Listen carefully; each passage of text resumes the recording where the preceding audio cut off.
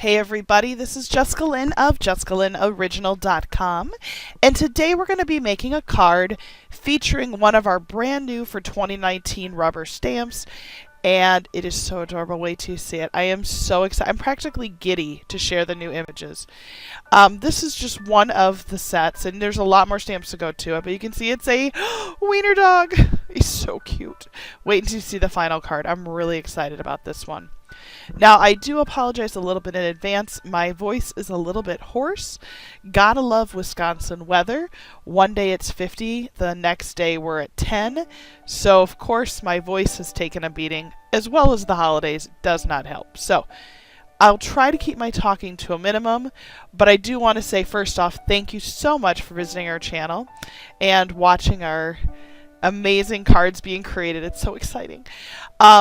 As you can see here, the first thing I'm doing is I'm just going to run my image that I stamped on a sheet of paper right through my Brother's Scan and Cut. If you don't know what the Brother's Scan and Cut does, it's just like having a die cut. Like with a die cut, you would put it down on the little mat, you would run it through your Cuttlebug or whatever, and then it would punch out the perfect outline of a stamp. Well, a Brother's Scan and Cut does the same thing. It scans it, you decide how much of a border you want around it, and then it will automatically cut. It is pretty pricey, but I will say that I don't have to buy a die cut for every single stamp set I have. Pros and cons to both, right? So I'm going to go ahead and cut this out. Once I have it set, I'll come back and give you some more updates.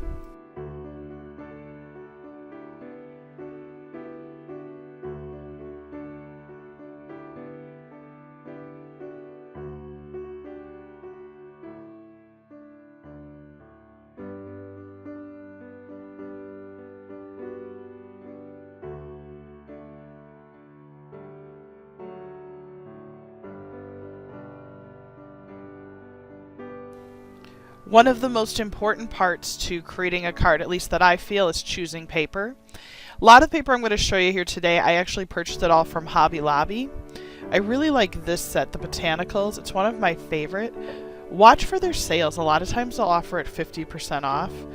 I love how dynamic all the patterns are, but yet if you mix and match, you can put a wild pattern with something more simplistic, which is why I chose the black and white with the tropical palm leaves.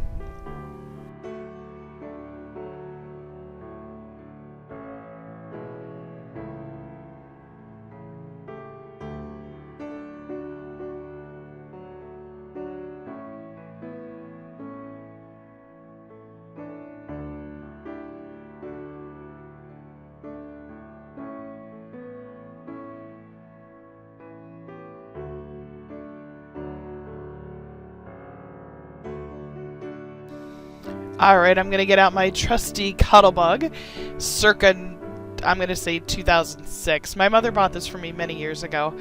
And the die cuts that I'm using, those are from Cat Scrappiness, who I absolutely love her dies, and she is a wonderful person too. So, and then what I'm going to do, now I want to do something a little bit different. I'm going to go ahead and set this up on the board, and what I want to do is only run, let's just say, half of the circle through the die cut. Okay, so let me just show you. I'm going to get it all lined up. And what I want to do is create a look as though it was just a rounded edge on the bottom of a rectangle. So let me go ahead and I'm going to run it about halfway through. So you can see I'm going to go halfway. And then I'm going to turn around and go back. Okay, so I'm not even going to run it all the way through. Now watch what happens. This is so cool. I love this. It was something I totally wanted to try. I didn't even know it would work, but it actually worked, so I'm kind of excited. So now you can see it wasn't perfect, but it's okay because the cardstock is a little wider than the actual card vertically.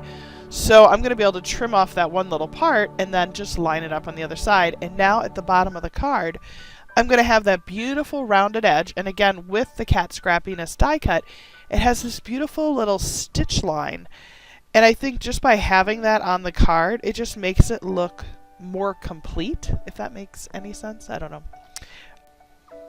Next, we're going to go ahead and again use 2 more cat scrappiness dies, and we're going to go ahead and cut out 2 squares. Originally, I was going to make it look more like a frame, and then I decided I just might use just the inside of what I cut with the square. So you'll see that in the background. Originally with this blue, I was going to make it look more like a picture frame, but because of the size square that I picked, it was just a little too large. So you're going to see me actually choose to change from the framed square to the just solid square.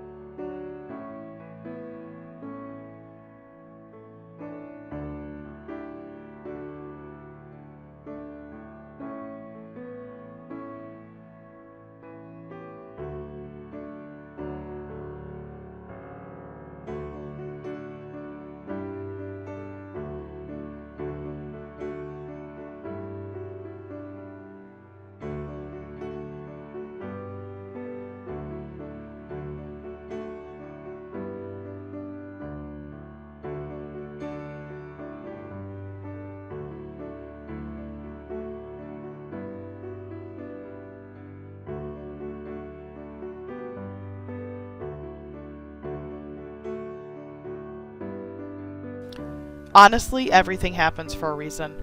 The frame, it's cute, but it just, it wasn't perfect. So I think this little square is absolutely perfect. I think it's going to be exactly what it needs.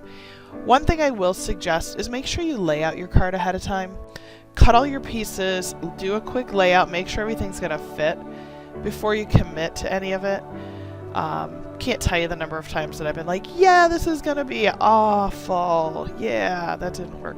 So just take a few extra moments and do that.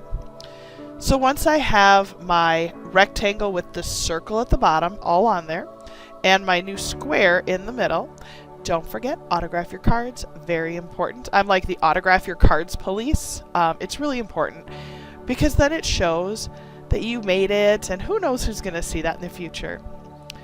So the next thing we're going to do is we're just going to go ahead and take a look and see how the dog lines up and see if he fits the card well, which I think he's going to. So where is he? Oh, there he is. Oh, peekaboo. Look, he's like, hello, I see. That's how my dogs are usually staring at me while I'm making cards or while I'm designing stamps for JessicaLynnOriginal.com. It just makes me laugh. That's usually what I see over the edge of my desk. So I'm going to be using Copic markers to color the dog in. And to color in the eyes, one of the things I really like to do is I really like to go in and use glitter pens to color the eyes. Now you might say, why would I use a glitter pen? But it kind of just makes the dog or the cat or whatever critter it is that I've drawn really kind of come to life. They have that just sweet, like, glistening eye. Now in this video I am going to be using some glossy accents at the end, which is new for me. I've never had them. I've gotten plenty of cards with them, but I personally have never tried them. There's all my glitter pens. Love them. One of the tricks I use for the eyes is make the top part of the eyes a lighter color of whatever color it is, and then make the bottom a little bit darker. It just adds some depth to the eyes. Here he comes. Doo, doo, doo, doo, doo. Look, he's still peeking over like, hello, here I am, let's color. So then I'm going to go ahead and get my Copic markers, and one of my goals for 2019 is to make sure that I pop the caps up for you guys so that you can see what colors I'm using. So there we go, E34, E34. It's like we're playing bingo, but without bingo slutters. And I apologize, I got the most amazing light. If you haven't seen it, I will link the video below. And the light itself was actually offered to me, and because, oh, I'm just trying to get the light to sit so I can see it. The light that I got, let me tell you, this video was shot at 11:30 p.m. Okay? And I think it's super bright, easy to see what I'm working on, and I really like it. It's probably one of the best lights I've ever had, and it has a really nice natural light glow, so I really like that.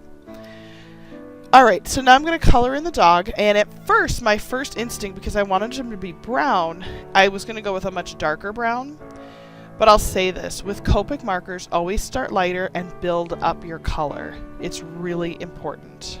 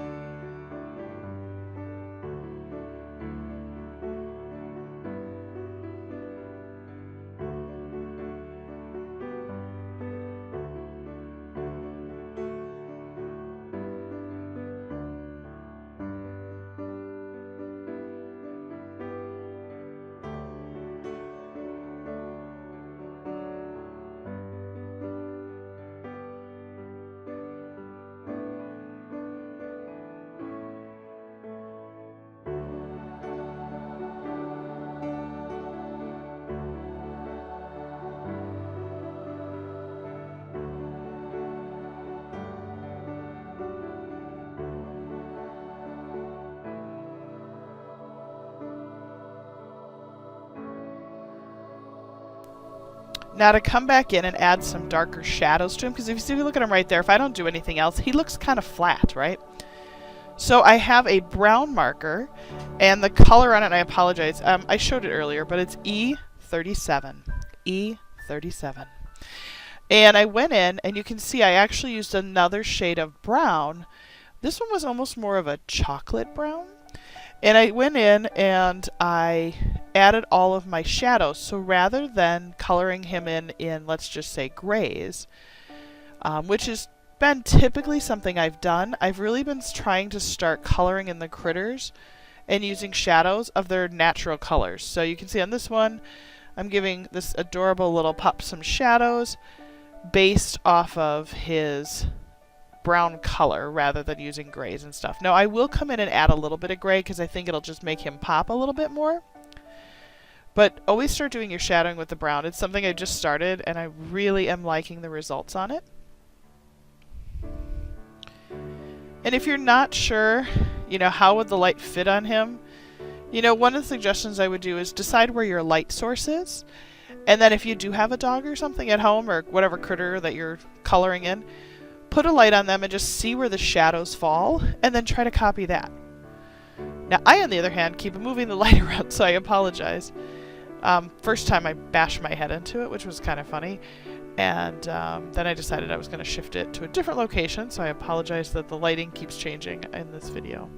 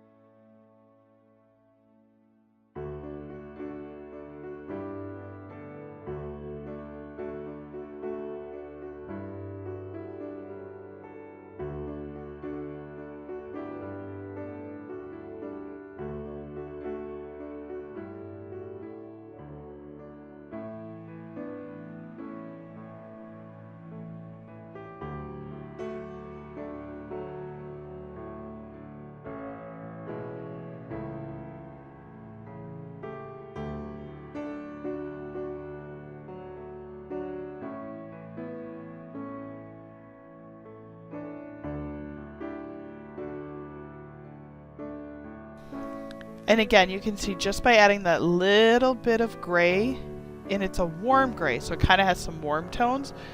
Look at how well it just sort of blends in now because I've already focused on my shadows in the brown color. It just really makes this adorable pop. So I really like it. I'm really happy. The next thing I'm going to do is use my glossy accents. I purchased them from a company on Etsy called Design Your Memories. Wonderful company on Etsy. Definitely check them out. They shipped it to me over Christmas within 2 days.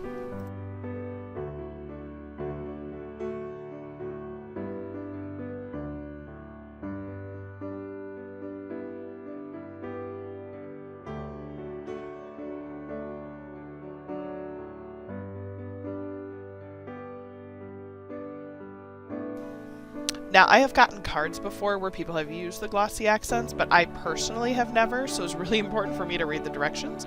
My instinct, just because I do a lot of painting, would have been to shake it, but it says really big on the back, do not shake. It will make air bubbles. So, I did not shake.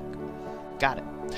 Now, one of the things when I opened it at first, I could not get it to open, so I did have to use a quilting pin because I had to pop a hole in the top, and I don't know if I was supposed to do that, but I did. So I was trying to test it, nothing would come out. Put the little hole in there, and boom, I was ready to go. So there it is. You can see the little pins in there. So let me just remove that. And then, according to everything I've read, it sounds like I'm supposed to just sort of put it on there like paint. So let's go ahead and just put it on the dog like paint. It says to keep the coats even, and it could take a little bit to dry. So let's just sort of goop it on there a little bit.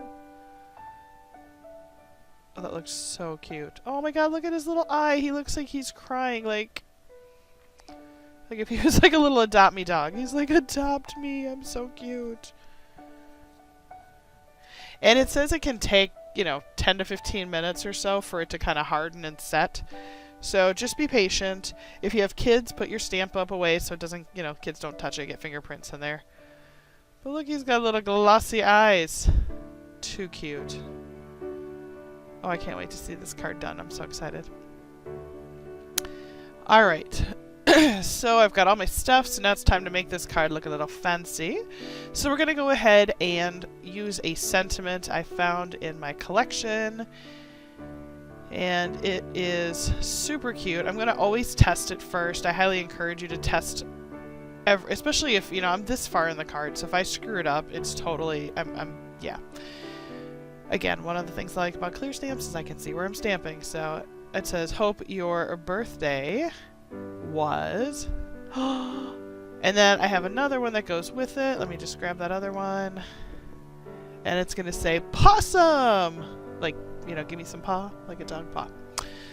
So again, always test it. Make sure the stamps are holding good ink. Make sure your ink is inking good. I mean, even if it's a brand new, and everything should work flawless. Again, I'm how far in the card. I do not want to come back and have to do that all again.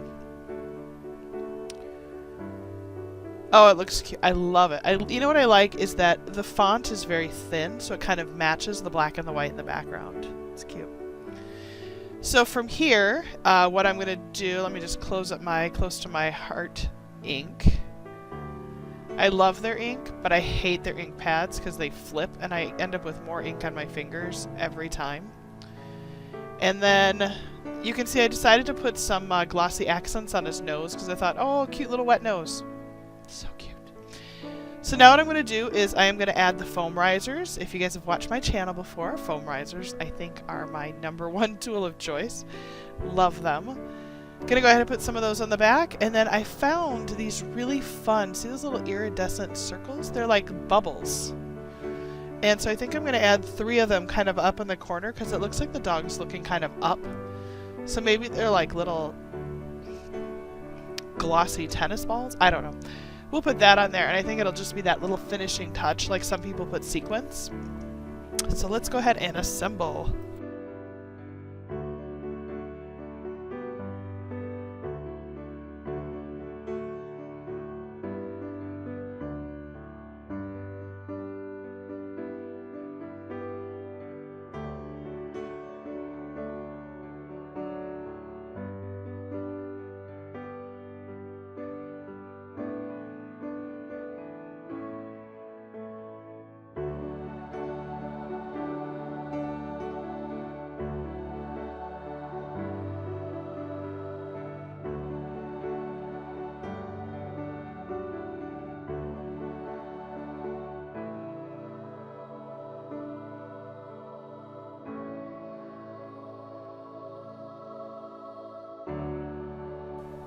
Well, I am so happy with the way that this turned out. I think it is so cute. What a great card for someone who, has a wiener dog, or they have a Dachshund, or they want to give this as a, just a special gift. I love it. Look at how cute he looks. Oh my gosh, I love it. Well, I wanted to take a quick moment and thank you so much for watching my video. Again, my name is Jessica Lynn. I'm the owner of JessicaLynnOriginal.com. If you like the video, please subscribe. Our goal for 2019 is to reach 1,000 subscribers. Don't forget to check out our website. We would love to have you come and take a look at our stamps. And don't forget, I love to feature your cards. So if you make a YouTube video, don't forget to tell me. I'll feature it on our channel. Thank you again, and have a great day.